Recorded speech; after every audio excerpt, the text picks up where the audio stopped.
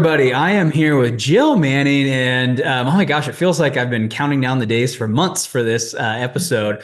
But Jill had this wonderful idea for the topic, and the second she said it, it lit me up, and that's the concept of check-ins.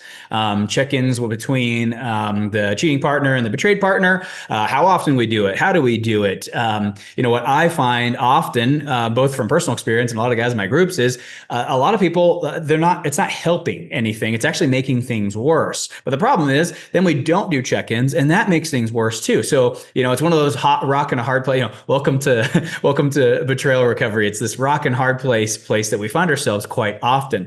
And Jill, I can't wait for you to help us find a solution here, because I agree. I think not doing them's not okay. But at the same time, doing them and having one person or both people not find them helpful, then, that begs the question, why are we doing this at all in the first place? So before we dive in, I have a big series of questions that I'm ready to ask you, but Sure. any comments you want to make on your experience as to why it's advantageous for couples to find a way to do a check-in of some kind? Oh, well, thank you. It's really a delight to be part of this today. And I've been a marriage and family therapist for 25 years. And for the vast majority of that, I've specialized in betrayal. And check-ins are one of those things that, just as you noted, people have like a love-hate relationship with it and will often just let them go Mhm. to their detriment, I believe. And the couples that will do them, I see those couple consistently.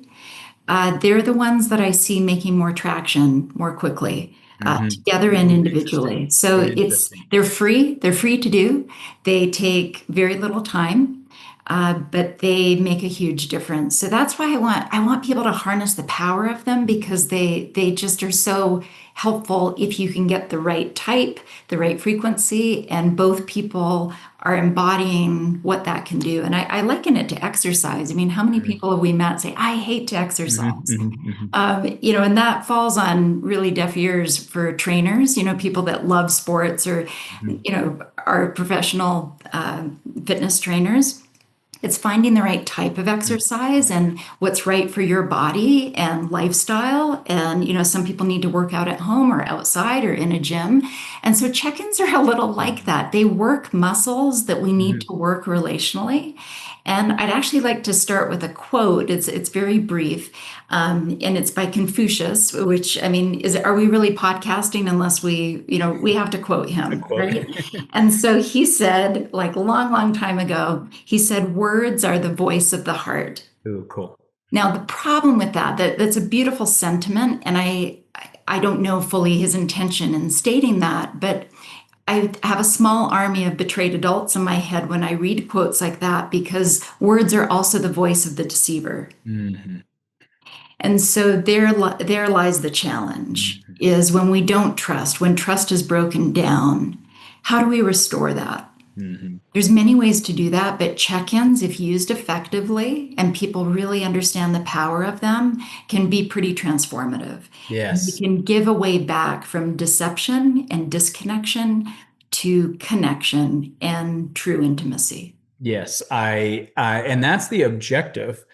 And it is not a common, I would say, almost, let's call it 90% of people I talk to. The check-in is this dreaded moment of the day. So let's dive into the psychology of that first, and then we'll talk Sure. about options and doing this constructively. Because I do agree with you, not doing this is not a great idea. I mean, I would say, when we look at trust rebuilding, it's rebuilt over time, bit by bit by bit by bit by bit, right? And so if you're not doing something, daily, consistently, that what a great way to rebuild trust. Whereas, yeah, without that check-in, maybe no trust was built that day. And I always say, if no trust was built that day, usually it's a micro step backwards. And from what I've seen, and so then a week goes by, no trust was built that week. Now a little bigger of a micro step backwards of, we're not making any progress towards trust. And it's one of those things I find, if you're not tending to it, it does tend to degrade, especially within this dynamic. So, but I want to first talk about where it goes wrong. So let's talk about that. So for me, I think the number one thing that I personally felt, and I hear this from almost every guy in my groups, is that they feel like a mom son Mhm. vibe to it. Yes. Speak to that aspect because that is, I personally felt that, and it was extremely. It was to me it was it was my least. It was the last thing I wanted to do at the end of my day. So my day is over. It's 8:15 p.m. It was a good day. I'm actually feeling in a decent mood. So is my wife, which is rare in the betrayal dynamic. We both had a good day. Oh my gosh. And now I'm dreading this. I'm feeling like she's actually my wife. Now I'm in this check-in dynamic where I feel like a 10-year-old who's coming clean about what I did or didn't do that day. What do we do about that dynamic, Jill? So the key word that comes to mind for me with what you're describing, even though you're not using this word, is imbalance. And so let's this is really key. I'm so glad you're opening with this because when there's a betrayal, there's a power imbalance in one direction. And when we come out into truth and we're being transparent or we've had a disclosure or we're working towards sobriety, and even if someone's not an addict, they're working towards stopping a destructive behavior or getting into integrity, there can be a power imbalance of a different kind where the betrayed adult now feels like, haha, never again. You are not going to dupe me. And even some therapy modalities, which I won't name, I don't want to get in trouble with whole organizations, even encourage this, right? Like the I betrayed have heard adult. that. They'll say they need to have the one up Yes. temporarily. And I cringe every time I hear that. And, maybe very short term, but that I think is destructive in its own way for both people. Yeah. Both people. So, They don't teach that in my wife's getting her LMFT. They don't teach giving any sort of power dynamic for any reason. Equal, everything that I've always heard equals the way, equals always the way. Never giving one person the one up over another person. It just kind of violates safety, in my opinion, one way or another. yeah, and that is in a normal situation, yes, right? Equality should reign. But when we have betrayal, there's a huge correction of an imbalance, right? Anyone who's holding secrets, and I'm not talking about there are benevolent secrets like um, I have a stash of birthday gifts for my daughter who has a birthday next week. I have told, benevolent white lies to keep this a secret from her, but this is to her benefit next week and all will be known then, right? I'm not talking about those kinds of secrets. We're talking about secrets that really put people's lives and Life marriages and altering. families at risk. Mhm. That's an imbalance that overnight, I think it's going to land really poorly if we just say, okay, it's out in the open. Now we're totally equal. It takes time to grow into that. However, in a check-in that's effective, I do believe that needs to be balanced. And in that balance, let's talk about that for a minute. Where I see imbalance occur is when it's only the unfaithful party that's checking in. That's a surefire way to do it. Or when they're checking in about different things. Mhm. So I prefer types of check ins where they're both agreeing. There's some unity around what do we both need to get out of a check in? What's the information that's most helpful for each of us? And maybe there are different points we are checking in on, but we're in agreement about why and what the information is that we're hoping to get from those Mhm. check ins. So we have agreement going in, there's unity about why we're doing this. Mhm. And both people are checking in. I can't count, Roland, the number of times I've discovered to my dismay, even though I've taught or set up a check in intervention or exercise for a couple to do, where she's not checking in. Mhm. Like, well, why aren't you checking in? Well, I'm not the addict. I'm not the one that messed up, or I'm not the one that, right? And that speaks to the doghouse effect that you're mentioning. Like, you've had a great, successful, productive day at work. You've felt good. And you Mhm. come to the end of the day and it's like, oh, yeah, now I'm in the doghouse again. Mhm. Mhm. Yes. That, I mean, I'm with you. I wouldn't want to be part of a check in like that. Mhm. And so I think it goes to why are we having check ins? The way I summarize it is it's truly to get to know one another. I'm sharing my check in reality to be known and I'm listening to my partner's check-in to get to know. Mm-hmm. That's a balancing effect right there. And we're both sharing similar amounts of time. So if I were to list the mistakes that I see couples get into with check-ins are way too long. Mm-hmm. It feels like a scheduled Mm-hmm. fight. I Mm-hmm. hear that phrase a lot. Why would we do Mm-hmm. this? It's just a scheduled fight. Ours in the first 6 months, I would say 3 out of 4 turned into some degree of a uncomfortable dialogue. Yeah. Yeah. Mm-hmm. I hear that a lot. And so we can work with that to figure out what's going on there and what do we need to course correct with the check-in process. So I really am a big fan of time limits. And I'm going to self-disclose something that um, so neither my husband and I are in an addictive cycle. There's not been betrayal in the sense that you and I are focused on today. However, I believe any couple can benefit from good Mm-hmm. check-ins. And so my husband and I, especially in early marriage, when our kids were really little, we would do once a week what we called it marriage maintenance. And every Sunday after the little ones were asleep, we would do marriage maintenance. That was a time and day of the week that worked for us. Now, my husband is a scientist.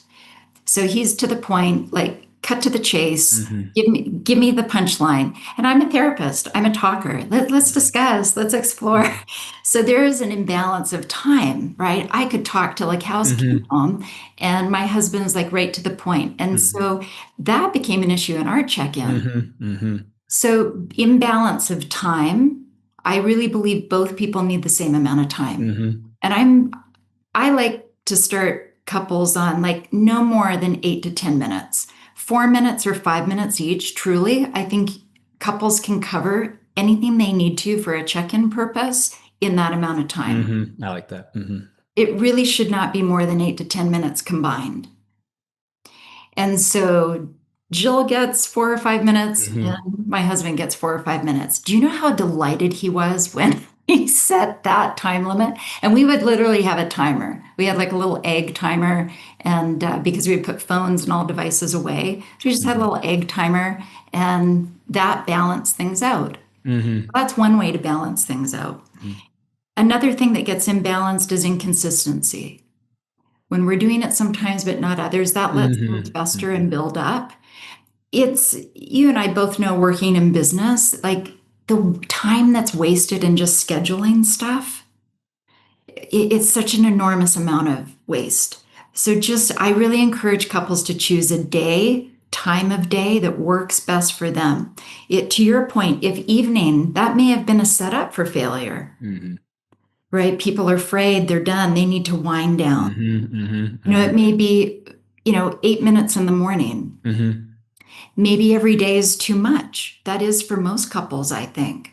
So if they can do consistently once a week at a set time, it's scheduled, we know this is sacred time, we keep it religiously, that's a big win. And that also Yes. balances things too. It balances that there's not this backlog of things to talk about and that we're just letting things build up and build up. So time limits, consistent time of day and day of the week. It also gets out of balance when couples let things get stale. If Mm-hmm. we checked in the exact same way, like I Mm-hmm. know couples that hate Thanos, Mm-hmm. Mm-hmm. like Oh, you've I heard hate Thanos, Thanos. I hate it. right? The word I get goosebumps and PTSD just hearing it. Yeah, fair enough. Yeah. But people don't have to like Thanos.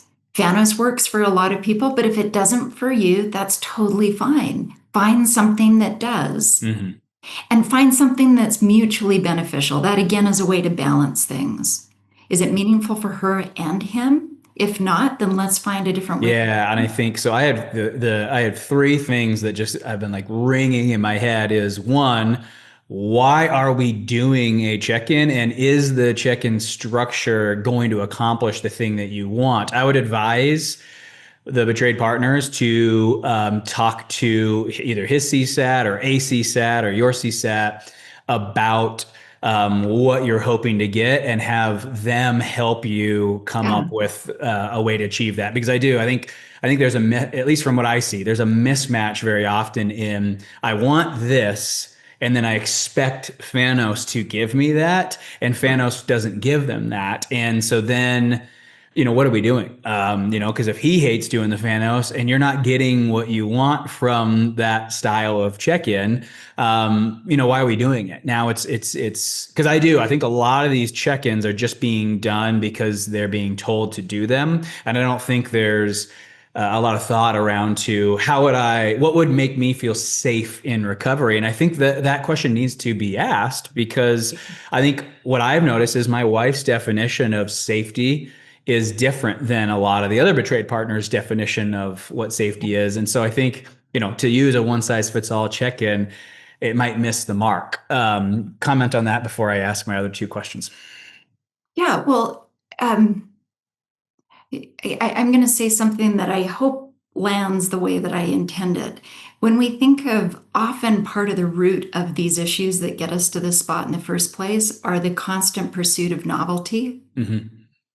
And so we have to be really careful then in the therapeutic course corrections and the medicine, if you will, that we're not boring people. Now, I'm Mm-hmm. not saying let's reinforce and let's just, I want to be careful with this because I don't want to give the idea, oh, yeah, novelty is something we should just always pursue. There is a case to be made for, I don't have to brush my teeth a different way every single day to reap the benefits of that. And I'm not going to stop brushing my teeth because I get bored of brushing my teeth. Mm-hmm. Mm-hmm. Right. There's certain things we do in life because we do them. But with check-ins, I think it is really important that people are not getting stale or bored with what we're checking in about. I really Mm-hmm. think a sign of success, Roland, of an effective check-in is people leave that time having gained something. They've shared something and they've gained something. Mm-hmm. There's a point of like, oh, I learned something about my partner today. Mm-hmm. It's Mm-hmm. meaningful. Mm-hmm.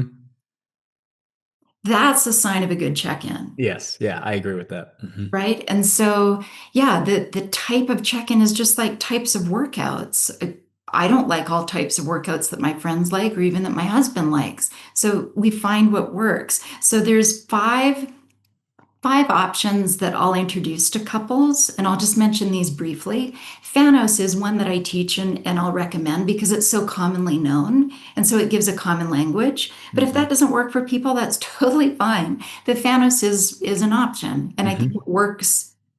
It works some key muscles. Yeah, and you got to try stuff to know what will work too. So you Exactly. can't just say, "Oh, that one won't work." Well, try it and Yeah. then take what you like and leave what you don't, and then And try tweak another it. one, and then try another one, Yeah. and try another one. Yeah, I also love the vowel check. yeah, yeah. We've tried that too. Okay. Mhm. I also have encouraged couples write out 50 preset questions that are meaningful to you based on your circumstances. And then each month choose from those. Okay, Mhm. this month we're going to check in on these three questions. We're each Mhm. going to ask them, or maybe there's different questions for him and her. Fine. Mhm. Okay, but they've together come up with what's meaningful for Yeah, them. I like that. Mhm. I've also had couples that have put all those 50 questions, I'm using 50 as a random number, in a jar or envelope, and they'll just randomly choose. They like the variety and the unpredictability of it. So if someone really seeks novelty, but we're trying to shift that into healthy novelty Mhm. rather than Ooh, I destructive really novelty, like that. Maybe right? like a die or something, and we Yeah, roll the 12-sided die right. and we ask one of the 12 questions Yes, or 20. Yeah, I like that. right. That's a And cool there can even idea. be, dare I say, something playful about it Sure. or creative Sure. that's meaningful for them. And so find out Ooh, yeah. I like that whatever, so much. just boring people or just Hmm. not sitting right. That's a really insightful thing to know.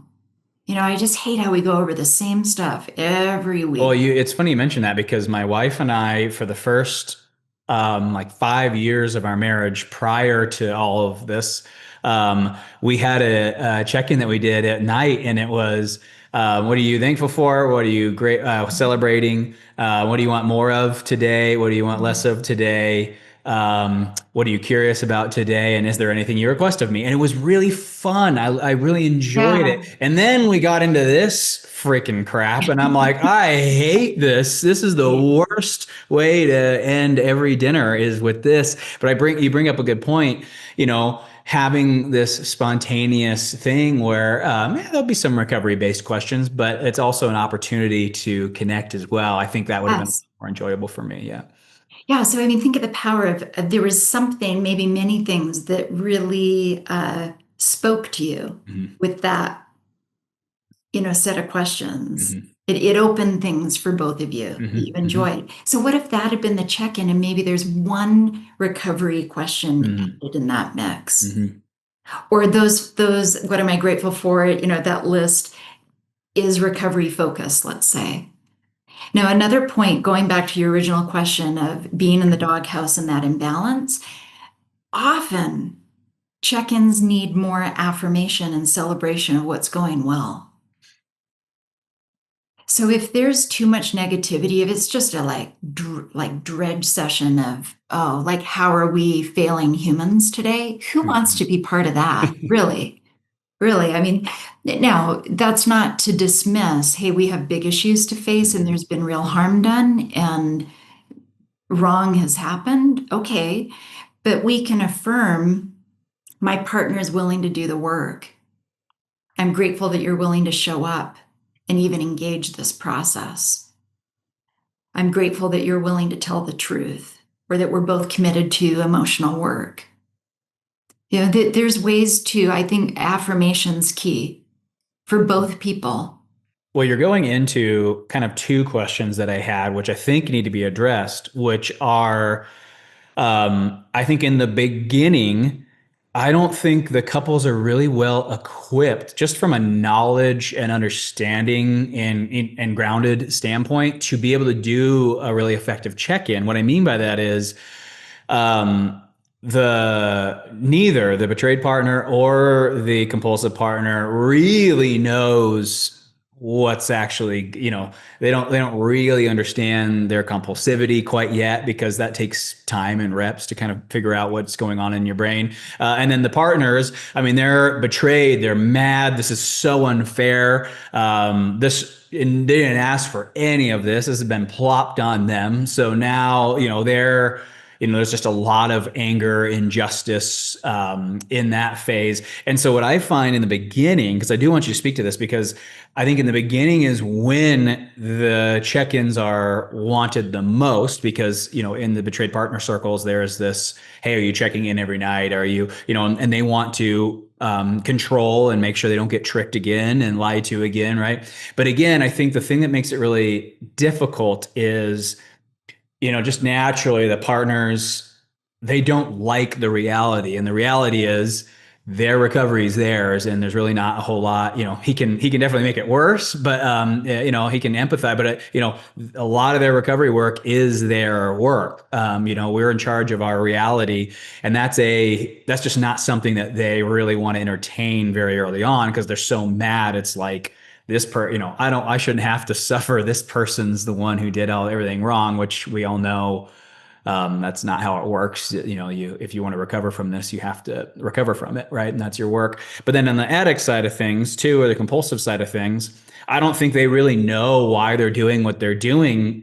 Certainly not that well in the first 6 months. So I say all that to say, they're to me, we're really poorly equipped to have an effective. It seems like we're really poorly set up to have an effective check-in with where both people are at in the first 6 months. What do we do there when that dynamic is that dynamic? Because it is, those first 6 months are everything but grounded. I mean, that is probably one of the hardest times that these couples will ever encounter in their entire lives. How do we have a constructive check-in within that dynamic? Well, so grateful you're bringing this up because in effective work in this space, nothing is cookie cutter. Mm-hmm. And so we have to adapt. We have to adapt to that reality for the couple. And so it may be in that initial phase of massive imbalance, check ins may need to be perhaps different than they are going to be a year out. Mm-hmm. So this is an important clarification. I think check-ins can be beneficial if modified and attuned to the Mm-hmm. situation at any phase of recovery. But after disclosure, once truth's on the table, and both people have some safety and supports in place, that's, generally what I'm referring to with check-in today. Hmm. Hmm. Hmm. Now, in that early phase, I do, what I say to my clients who are the betrayed side of this equation is I don't ever want them coming to a check-in seeking, I don't want them turning to him as their first responder. Yeah. Yeah. I like that. Hmm. She has to be her own first responder. So I will ask and encourage, are you ready to check in?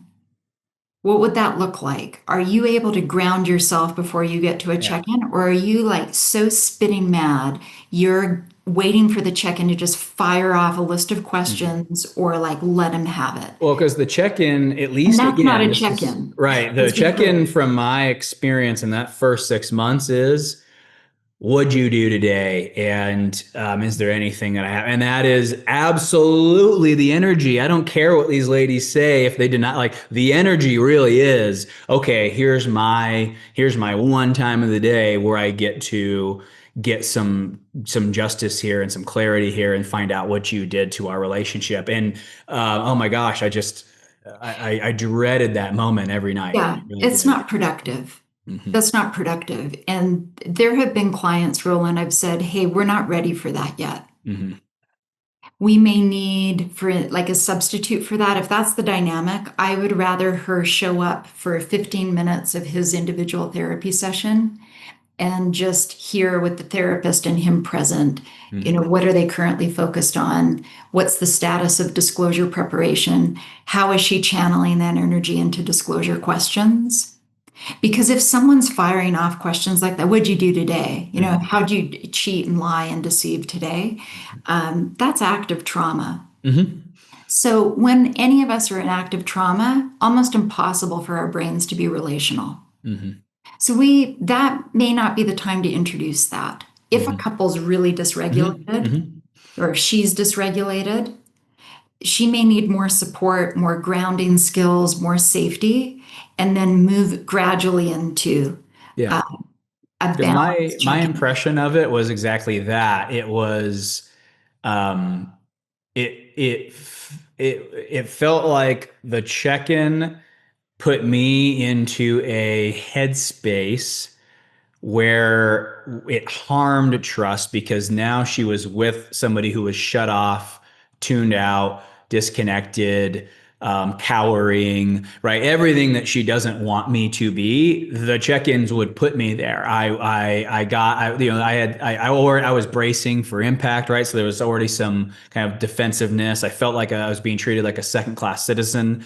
That is something I've heard from almost every guy in my groups. Every guy feels as if they're being treated like a second class citizen within their household. And to me, that just doesn't create a healing environment, either to heal from compulsive behavior or to heal a marriage going through this. And so, if for the people listening who that's been the case, it's not. It does feel like well, what'd you do to me today? And am I safe today? If that's how do we change that? How do we modify that? What are these couples to do? Yeah, really great question. It's complex and It layered. is. Mm-hmm. And so that's Why why I'm not it's not we why I'm not a discuss couples it. therapist is I don't want to be asked those I don't want to be Right. asked those questions. Right. Well, and I think timing is key. Uh-huh. So if the dynamic you're describing is what was going on for someone, I'd say let's push pause. Yeah. There's more individual work needed before we get into a relational dynamic because exactly what you said, if he's already bracing and feeling defensive or he's getting flooded and shutting down and going into a shame spiral, and she's on the attack, because she, doesn't is Mm-hmm. not going to be duped again. She feels threatened. They're both feeling threatened. Mm-hmm. There can't be connection in that.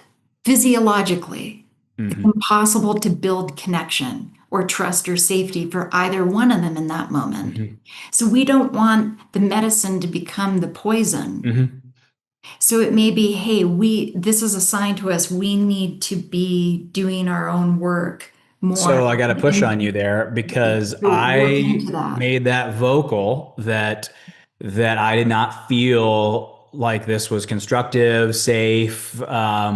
And then I got attacked for speaking up about that because the assumption was that I don't want to check in because I want to, whatever, get away with whatever I'm doing. How do we do that? Because that is almost always what the partners fire back with when the guy's criticizing the check-in is they come back with, oh, well, you're trying to be avoidant. You're trying not to do the work. You're trying to stay in your addiction. Mhm. That's not really what I meant when I said it. I just hated doing it, and it felt like it Sure. was making my addiction worse and our marriage worse. What do we do in that dynamic? Because that does happen very often. So the thing and if I'm misreading this, tell me, because that's not my intention here. What I'm hearing as the need in that dynamic is accountability. Mhm. Yes. Like, she's needing you to be accountable for what's happening that she thought wasn't happening before. Yes. Yeah. Correct. So, yeah, we're not going to get around the need for accountability. Mhm. But I'm going to kind of redirect the question back Yeah. to you. Please. What would have been a format of being accountable and living above suspicion that you think would have worked for you and would have also given her key information that she needed in early recovery? So What it's would tough. you I bring because that? I can answer that, but here's what makes it really tough, though, Jill, is Mhm. because that's kind of where we are at now. But again, I don't think I could have done what I'm doing in advanced recovery in the beginning because I didn't know enough about my process addiction to know what was going on. And so, because now I actually love it. I have no problem with my check-ins now at all because I know primarily my biggest issue is a distrust of others and an over reliance on myself and only myself to get my needs met. And that no one else will be able to get my needs met but me. And there's a lot of entitlement involved with that attitude. And I know to this day, those are the two things that are lingering that have driven a lot of my behavior. And I'm so fine talking about that. I'm so fine talking about what my therapists and my groups and all of my are doing around that because that's what the recovery is. But here's what I would, because I want your help with this, Jill. So what do you do when you don't know the ins and outs of what you're doing wrong with your humanity that's causing all of this? So that's number one, because I don't think the guys are equipped to be able to really explain this in the way that will satisfy her, will look like accountability. And then my second question to that is the industry in the field makes this very sexual. And I think we could kind of retreat a little bit and call this what it is, which is a process addiction. Because I think the problem with making this a sex addiction and a porn addiction is I think the partners want to hear about the sex and the porn stuff because that's what Mhm. is. And I think the problem is that's so downstream. Really what the issue is, there's these core issues within the person's thought process and what they're after that's driving the behavior. And Mhm. that's really the recovery work. The sex and the porn stuff, that's kind of just that to me, that's one of many avenues that somebody like my process addiction, I acted out 9 of the 10 ways I acted out were non-sexual. And I acted out sexually 1 in 10 times. And so to me, to focus on that Mhm. 1 in 10 really wasn't an accurate description of the mental state and the way of being that I've chosen to live that makes those activities possible. So do you understand what I'm saying? Is I basically am. I feel as if it's kind of two things. One, the guys aren't equipped to do a very good check-in that really act, but then I also feel like there is this demonizing of the sexual practices and this overemphasis on check-ins that I feel like are kind of missing the mark, if I you can see will, right? that. Does that make Yeah, and sense? I think that's why it needs to be tailored in a Correct. meaningful way to each coupleship. Mhm.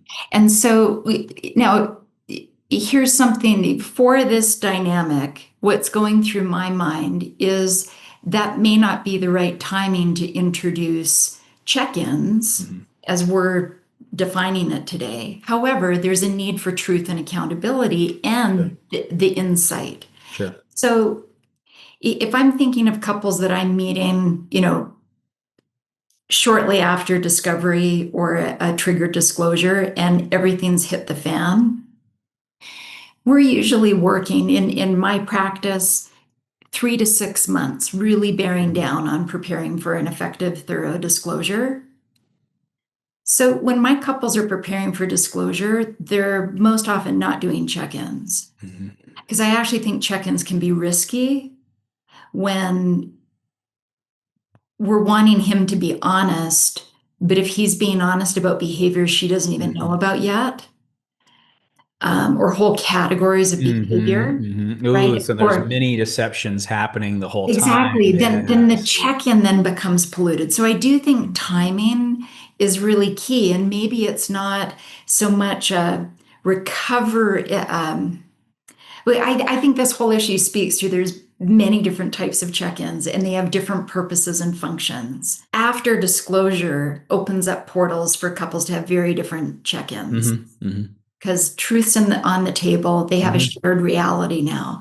And through the preparing of for a disclosure, he, I hope, if there's been good disclosure work done, has the insight about what's going on. Could I even expand that? I don't even necessarily think it's limited to just pre-disclosure. I think it's just the guy just sucks at knowing what is going on with him for the first 8 months. I mean, he really just doesn't understand his compulsivity. And so I think that really degrades the check-in for two things. One, the guy's attitude during the check-in is poor because it's, oh gosh, we have to do this whole thing because I got in trouble, right? And so there's that whole dynamic. And then secondly, their check-in um, doesn't really do anything for the partner because it sucks. It's like, no, I didn't do any of that. I didn't do any of that. Oh, I made my phone call to my sponsor when like it's just this very robotic, shallow, not packed with any sort of substance. So to me, again, that's why I feel so passionately about this check-in thing is it's a hot topic in this field, no question about it. I think not doing it is not good because it doesn't build trust. But at the same time, I mean, Jill, I got to be honest with you. Those check-ins in those first 8 months are just they just don't go well far more often than they go well. At least the clients who I know who don't see you. I can't speak for your clients, but I am. Before we get off this topic, I just really want to empathize with everybody listening where they feel like the check-ins were never effective and still aren't effective even to this day. Because I do think even when you get to the point where you can actually check in effectively, I think there's a lot of harm that can be done in those first eight Sure. months of some crappy check-ins. Sure. So I never want a check-in to be a checklist. Yeah, I like that. Yeah. This isn't about just checking a box and going through the motions. The whole point of a genuine check-in is I'm checking in with myself Mhm. first. I can't share what I don't have. I can't share something embodied and meaningful if I'm dissociated and completely not present. Mhm. I need to be present, embodied, and aware of my own internal process. I have to be connected to my own reality. And let's face it, in early recovery, Yeah. sometimes both people are spinning so hard they're not connected to their own. Yeah. And if we have anxiously attached couples, if she's anxiously attached and he's avoidantly attached, which I'm not saying that in a sexist way, the research shows most avoidantly attached people are male, most Mhm. anxiously attached people are female. So if she's anxiously attached, she's going to come to a check in very differently. Mhm. She's going to be relying and depending on him to make her feel better. Mhm. Mhm. Okay, that's not healthy. That's just Mhm. reinforcing a different dynamic we don't want. Mhm. If he's avoidant, he's going to be coming to that check-in an Mhm. ineffective way too for him and for her. Mhm. So I do agree with you. It's Because more mine were like very how, performative. I mean, I got to be honest. yeah, that's not good. Mine were probably 60-40. 40% authentic, 60% what does she want to hear right now? And I even think to this day, if she made me do one of those like formal check-ins, I would try really, really hard not to perform. But the way that they're done, it's really hard for me to do it in an enthusiastic, present way. A lot of times I'm like, oh gosh, what's the objective of this? And I think that's just natural.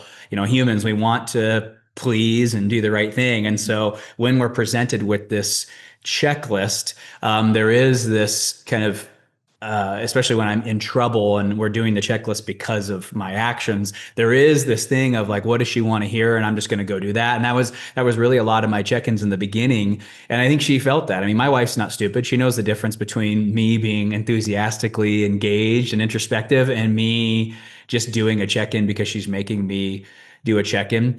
And so I think that, again, to your point, but it still begs this huge question, which is, what do we do in those first 8 months then? Okay, Right? let's get back to that though. Like, I think that that's going to have to be really creatively thought through of how do we introduce accountability? Mm-hmm.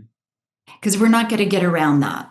Yeah, But if we I don't agree. have accountability and somehow help the room to stop spinning, we've got nothing to work with, Yeah, 100%. I agree. right? She's going to be gone or he's going to be gone in addiction. So there's different ways to build accountability. And a direct face-to-face check-in may not be it. Mm-hmm. Right. But I believe there's ways for every couple to figure out a way. How do we introduce those baby steps of accountability, Mm-hmm. but in a way that's working for us? And Mm-hmm. that, and there's a word we haven't brought up yet, or at least highlighted, and I want to do that now with a big Mm-hmm. neon Mm-hmm. highlighter, and Mm-hmm. that's attunement. Mm-hmm. Part of I'm going to say what causes a lot of process addiction is lack of attunement in childhood, and somewhere along the way, either with trauma, because trauma gets us out of attunement in our body and mind, right? We're turning to a process addiction of some sort, or we're getting out of our integrity because of lack of attunement with something, with values, with a belief system, relationally, needs, whatever it may be. So, my vision for check ins is that it's increasing attunement, first with self and then with other. So, we may introduce individual check ins. Mm-hmm. Okay, I want her and him to check in with themselves first. What's going on with your body, your thoughts, your feelings, your behavior? What's going on with your healing work? Maybe they check in individually and get grounded. And I've had couples use logs, written logs. I've had couples use an email. They created an email account and they just like would go back and forth within that. There's really, the sky's the limit. But some contained way that there's accountability and they both know what each of them are working on. But we Mm-hmm. can acknowledge, hey, this is raw, this is brutally hard. We're not in a place yet to be as relational as we desire or need, Mm-hmm. but we both deserve the truth and support and respect. So, yeah, if two people are dysregulated or even one of them is not attuned, check ins are going to be enormously challenging. Mm-hmm. So that's where I say, hey, we may need more prep. We may need to focus Mm-hmm. on different things and creatively come up with a different way of having accountability be present. And the more relational check in may need to be introduced later. And Mm-hmm. often I see check ins introduced and get more traction after disclosure. Mm-hmm. And after It's disclosure, there's some sobriety on board. Generally, the bleeding has stopped. mm-hmm.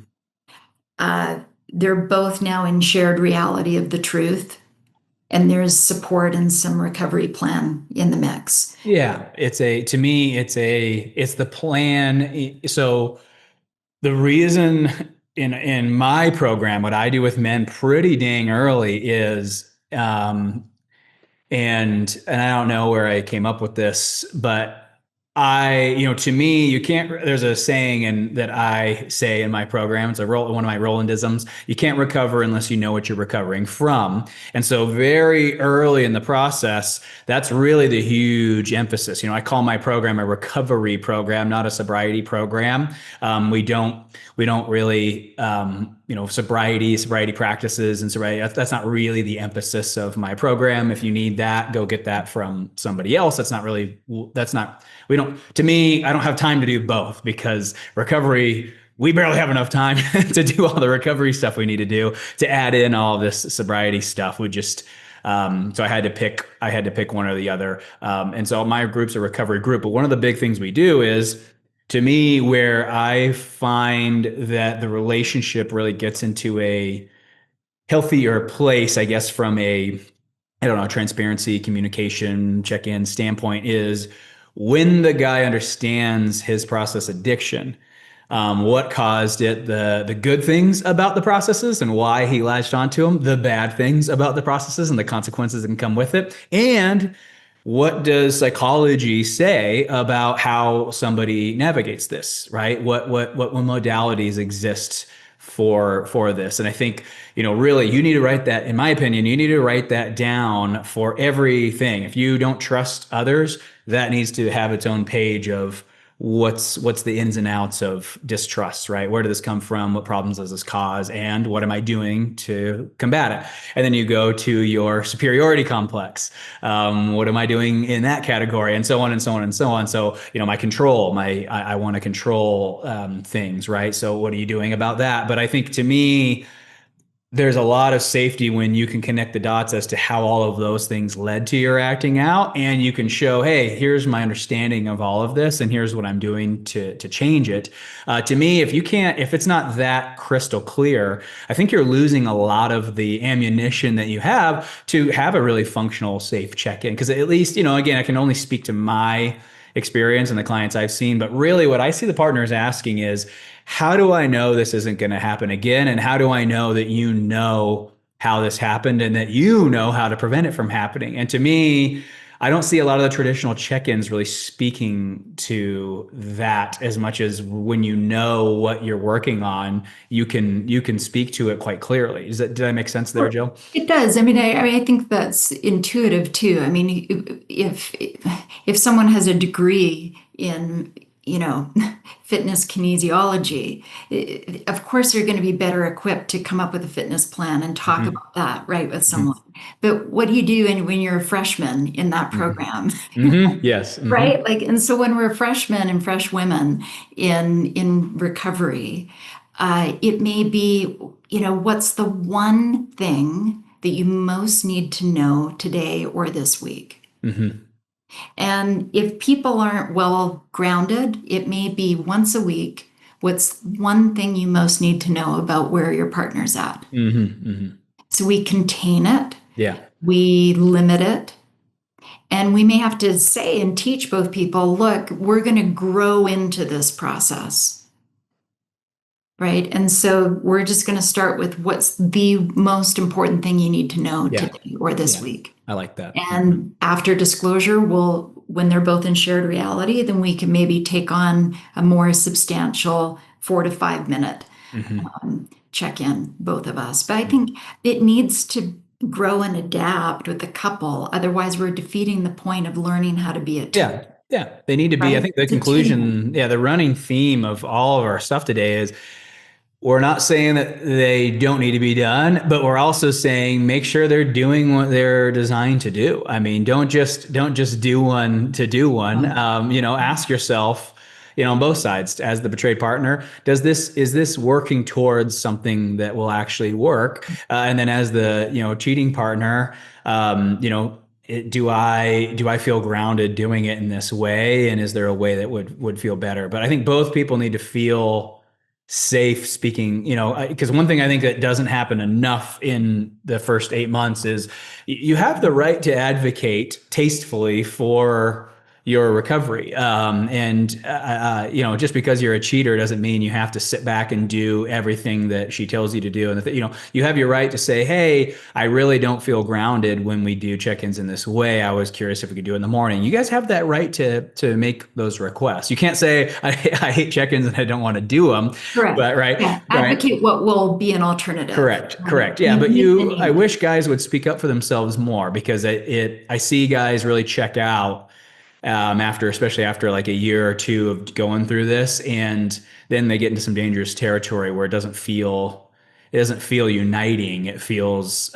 military. It feels very robotic. It feels very dividing. There's a lot of dread, and so what I wanted to conclude with was, what do they do? So people are listening to this.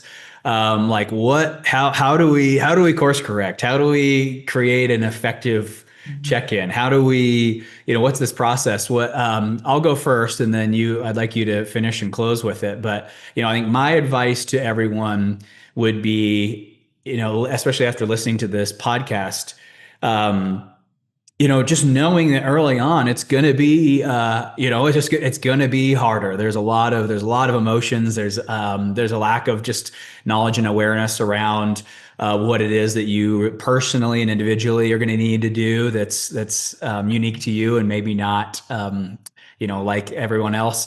But the thing that I would advise is just for both partners, remember what we're doing. We're not trying to find out what he did to you that day. That's not necessarily the only objective. And I would say too, from the on the partner's perspective too, it's not just what did you do today, right? I think the thing that where my wife and I got, I think we introduced it. We did it for the first time, probably right around 2 years. We went to a coffee shop.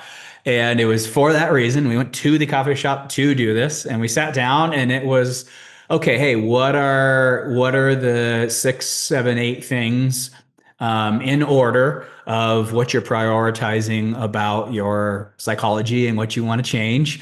And then of the things that are working, what are working, and of the things that you don't have, what are your plans to get some of that, right? Do you have men to connect with who you really enjoy, recovering with? And then if you don't, okay, what are your plans to find some of those men? But I think, that was the first check in that really felt good. I mean, it was like a business planning session where we sat down and it was, hey, here are the things that I've been led to believe that have caused all of this. And here are the things that I'm doing right now that are for that. And here's the things that I don't have yet. I know I need more of this, and this. And I'm having a hard time finding that, but I'm going to keep trying. Right. And then tell her how you're going to try. And then vice versa. I think, my wife did the same thing. Hers was, hey, I keep doing this and I need to stop. And she had her list of 8 things. And here are the things I'm doing well. And here are the things that I know I need to do that I'm not doing as often as I should. But that was the first check-in that really felt safe, because I was volunteering. Mhm. It was agreed what we were going to present, but I was volunteering the plan, and it just felt very right for me and my personality. I didn't mind owning up to what I need to do, but owning up to it in that way felt very Yeah. safe for me. So I guess my point is, guys and gals listening to this, do not copy what I just said, because again, now you're right back in the same problem. What I'm trying to get across there was we came up with a plan that I really, really enjoyed, that I thought was effective. Now, here's the problem is, what's my preference? My preference is to do that every other month or quarterly. I think my wife would like to see that frequency increase. The problem is when we increase it, I don't see a lot of the at bats and the experience with it to be able to give a good update. So, anyways, my point is, it's not black and white. There's a bunch of gray in this, but I think it's an ever evolving dialogue. And I would say keep trying, because not doing it is not a great option. I can tell you that certainty. What would you Yeah. say, Joe? Well, and what you're describing there, and I don't want to impose because maybe I'm misunderstanding. That kind of overview of a Mhm. recovery plan, that I think that's not necessarily a check-in either, right? Mhm. Well, it's not. It's a recovery Check-in, plan, right? Hmm. right, of to share that, yeah, that may be quarterly, but Hmm. what's meaningful connection? Like what do we share with Hmm. each other on a more regular basis and a frequency that we've both agreed to, where we actually leave feeling like I know something about my partner or I feel connected to them in this, Hmm. right? That's going to be a different set of information. And Yes, correct. I know that many of your clients and those listening are very successful business people.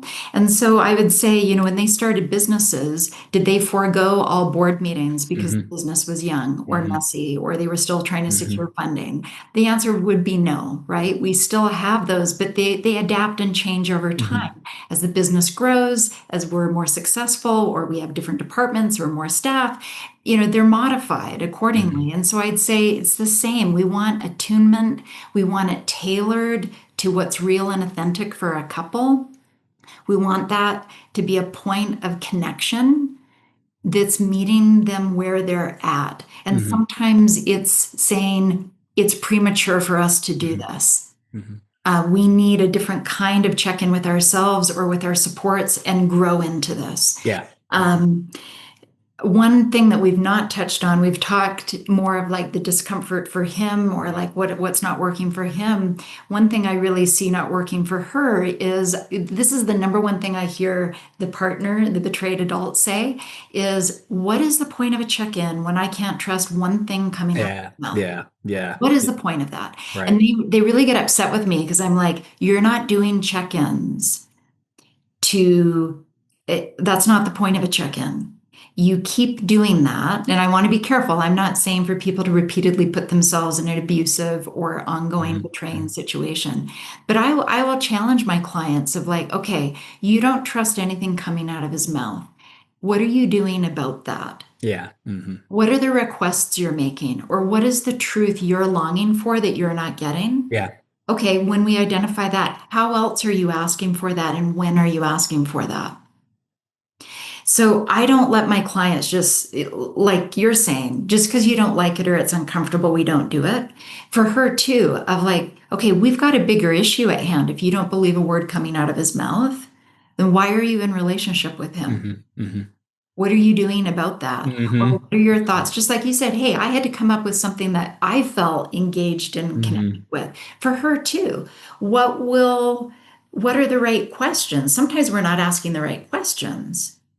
And I really do believe quality questions linger. So if a Hmm. question's falling flat or it's just creating more problem than not, then we may not be asking the right Yeah. questions. Hmm. So I challenge my clients, okay, are you asking the right questions? Are you attuned to the information that will even be helpful for you? Sometimes women will say, I want everything. I want to know every trigger he's had this week. Okay, what will you gain from that? Hmm. Is that really what's most helpful for you? Do you really want to go into the sausage factory? Like that's just like really? Um, Well, so that was one. So I'm great. I'm glad you brought that up. I wasn't going to bring it up and I was just going to close the podcast, but I do want to bring that up now that you broached it. One of my questions I had written down was, and this was something that drove me crazy. I could have jumped out of a 8-story floor building. It drove me nuts. I mean, I'm serious. It drove me crazy, Jill. And that is this gray and ambiguous, um, and this is common. She wanted to know everything was what she basically said, right? Well, I find it very stressful for the guys because it's like, oh my gosh, what do I have to check in, right? Because I saw that gal and I did look at her for a fourth time. Do I have to tell her that I looked at her at the gym 4 times? If I asked my wife would say, she wouldn't say yes anymore, but I think back in the day, she would say, yeah, if you looked a right. fourth time and you told yourself not to look after the first, I want to know. And so to me, she wanted to know everything. Hey, if I watched this show on TV and I didn't fast forward through the nudity piece, she wanted to know, the impression that I got in the beginning was, yeah, anything and everything I want to know. Well, the problem was we live in an insanely sexual world. And so, unless you're really just kind of avoiding the world, not having a smartphone, not watching television, and being very careful where you go in public, there's just a lot of stuff happening that could fall into that category. And that stressed me out like crazy, Jill, because it was just like, I felt almost as if I needed to find, there's so much sexual stuff going on all the time. I felt like with every check in, I had to like hunt for all of the potentially sexual stuff that happened. And it drove me Okay. nuts because it didn't reflect really where I was. So I hated checking it in because I was like, oh, well, I saw this one thing on social media and I looked at it before I scrolled past it. And I hated checking that in because it made it sound like I was slipping but I wasn't. And so it was so annoying for me to check it in because her conclusion was, oh, see, you're still an addict. And so I stopped wanting to tell her anything because it's like, no, I'm not though. Like I'm trying to tell you this stuff because you've Yeah. asked me to to watch it carefully. But the perception was, oh, see, you're still an addict. I know I can't trust you. And so it's so frustrating. I'm trying to be trustworthy, but it's being weaponized and used against me every time that I do check something in. Well, first, I'm glad you didn't jump out of the eight-story building, and I can validate why that's maddening. At the same time, I can validate why she wants that information because 100%. she 100%. was in the dark, Yeah. likely, right? Mhm. Before this came to light. She had no idea that there was the social media stuff, Mhm. the movie stuff, the gal at the gym stuff. So it's abrupt and it's a lot. It's like, holy Yeah, smokes, she thought that you finding out. were protecting the marriage the whole time. Right, right. Right. So I this would be an interesting question. At what point did finding out about the fourth look no longer feel helpful for her? Likely, my guess is that there was enough consistency and she saw you taking the risk Yeah. and she saw you in that discomfort of, oh my goodness, he's really laying down here and throwing down, even though this is causing great Yeah. discomfort. And so there's droplets of trust being built in that Yeah. I think that's when the accurate. partner is able to see that. And Yeah. I say that acknowledging the discomfort, Mhm. right? It's messy. It's messy. It's messy for both people in different ways. Mhm. She's coming into the reality of, oh my goodness, I had no idea what was going on. And he's coming into like, yeah, but that's not really all who I am. And Yeah. Right. this gives such a distorted view, right? Mhm. Um, Right, right. Because we do. It's a fret, right? I'm trying to be brutally transparent because that's what she's asked for. But yes. then it's every time I do, she's like, oh, see, you're still an addict. You still objectify. You're still. And so it's like, oh my gosh, I can't police this behavior without being and conclusions being drawn to about it. And so it starts to get very annoying being in hypervigilant because it's not being honored in the same when I'm presenting it, I'm saying, see, I'm doing everything I can to watch all of the potential threats that are all around me, but that's not how it's being perceived. For it's being perceived as danger. Oh my gosh, there's more going on here than I thought. And again, it was just, it was maddening. I kept being told that I'm not getting better, even though I'm really proud that I'm policing these things because no other guy, no other guy that I know is being this vigilant. But I'm not getting the benefits of it. If anything, it's backfire. It seems to be backfiring. Now, to your point, I think, and I just want everybody listener to hear this because I think Jill said this and it's so true. Yes, that was what was going on. But to Jill's point and my wife's credit, with enough practice, it was like, okay, well, I don't really need to know that detail because it is going to trigger me because it's hard to hear that he stared at this woman's butt for a fourth time. But at the same time, I also know that he doesn't want to. And I know that he's using his tools at the gym. So I don't necessarily need to hear that detail because I know he uses his tools, right? But again, that's a lot of bravery on her part to get to a point where she Oh, sure, trusts me to sure. be in good recovery. It's brave work for both parties. Absolutely. Yeah. And Yeah. so I think the word I want to close with is patience. Yeah. It takes real persistence and grit to be patient with such a heart-wrenching, Yeah. No messy doubt. process, but to stick with it. And nothing is wasted in this work. Mhm. Every point of discomfort you've mentioned and every quote unquote failure around check-ins or connection, all of that is information and data and Yeah. feedback that helps us strengthen the next mini phase, micro Yes. phase of it. None of it's wasted. Even when it feels like this royally bombed or blew up Mhm. on us, okay, what was it about that blew Mhm. up? What does that teach us about ourselves and one another? How do we morph this into something that Yeah. is more helpful? So Mhm. please stick with it, those listening. Find what works for you. And this is really how we grow into more secure, Mhm. attuned attachments where it's not just about us, but I'm checking in with myself and also revealing myself to be known by another in an Mhm. authentic way. Mhm. That's really what Yeah, check-in, for lack of a better word, and is you said trying it to so do. well. I mean, what other things in life that really got to a beautiful, perfect place? What other things just became that way without trial and error and tweaking things? Nothing, right? And you bring up a great point. Just expect we can't just expect this whole thing to go well out of the gates. They never do. I noticed that within this dynamic because The guy doesn't want this to be going on. She doesn't want this to be going on. It definitely, we approach this dynamic differently than a lot of the other things in our lives because both of us are so mad that this is where we are.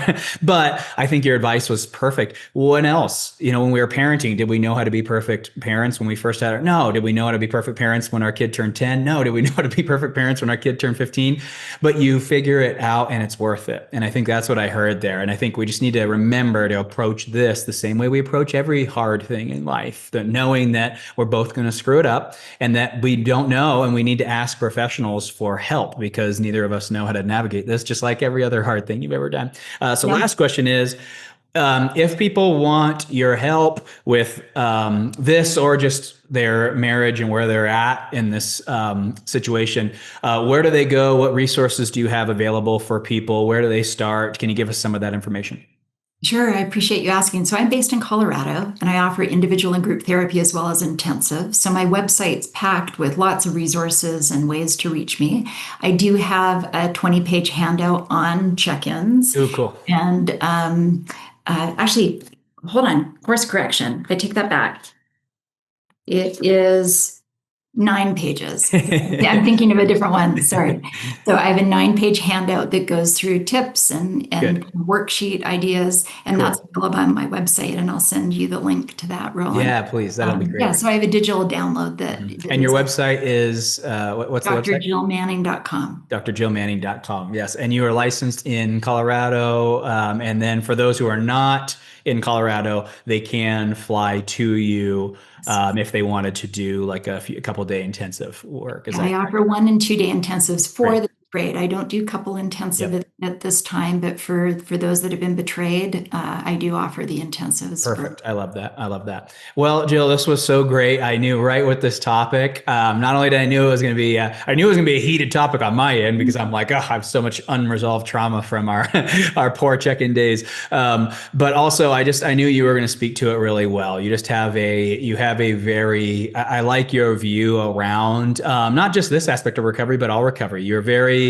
very flexible. You don't subscribe to any one model. You use whatever is effective for the particular needs of the client. I just love that so much about you. I think that's my favorite thing about our past 2 kind of collaborations that you and I have done is just the openness, the flexibility, and not adhering to Jill's plan, but what does the client need, and let's just set them up for success. And I love that about you, and I think that came out in the episode today. So thank you for your time.